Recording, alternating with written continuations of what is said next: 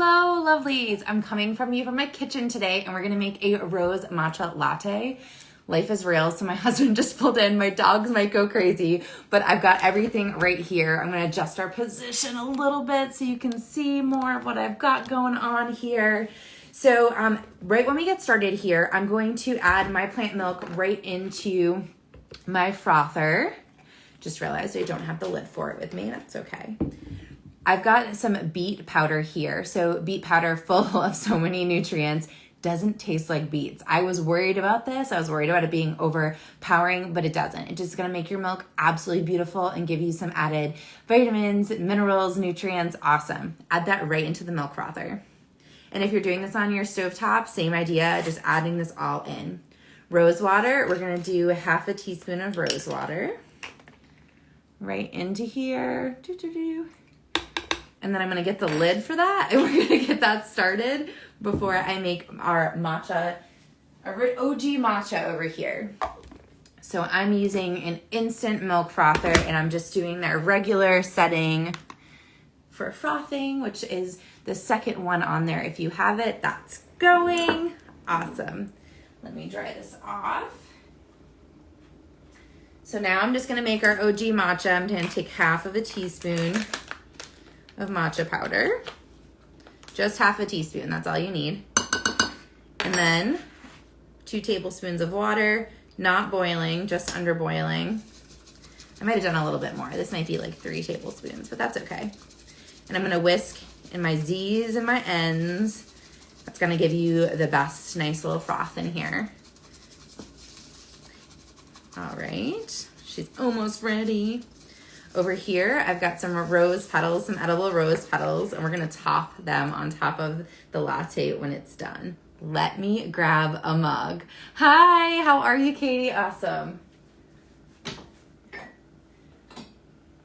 All right, I'm grabbing my favorite I love you to the mountains and mug, love you to the mountains and back mug. All right, we're gonna put our lovely OG matcha right in here. So again, that was half a teaspoon of matcha nude mixed in with about 2 to 3 tablespoons of hot but not boiling water. We whisked it together. We put that in here. Inside our frother right here, we have probably about a cup of plant milk. I used almond milk today.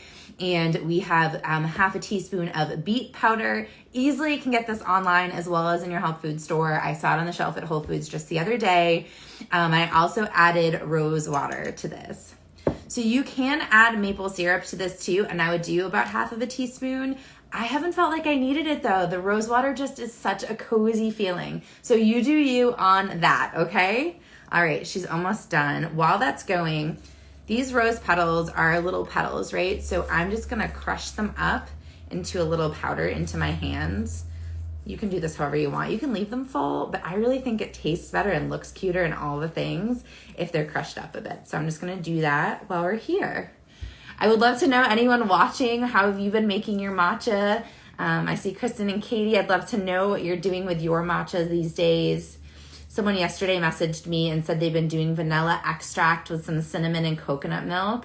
That was my original when I first started making matchas. It's super good. I also love to do almond milk with pumpkin pie spice. That's really fun. Okay, she's frothed up. Are you ready to see how beautiful this is? Watch this. Look at this. Look at that. Oh my God. It's so good. Perfect.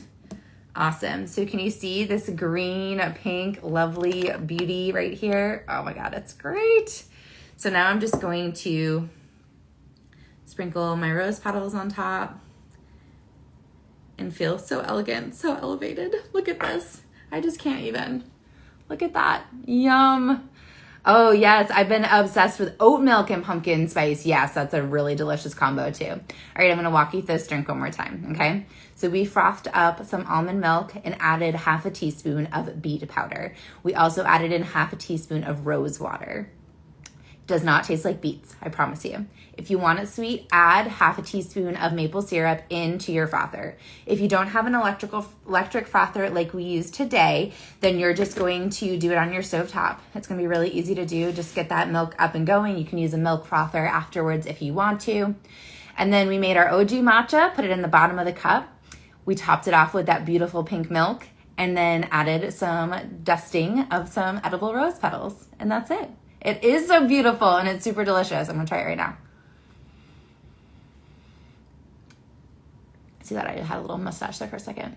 Absolutely divine. Let me know if you're gonna make it for yourself. Enjoy.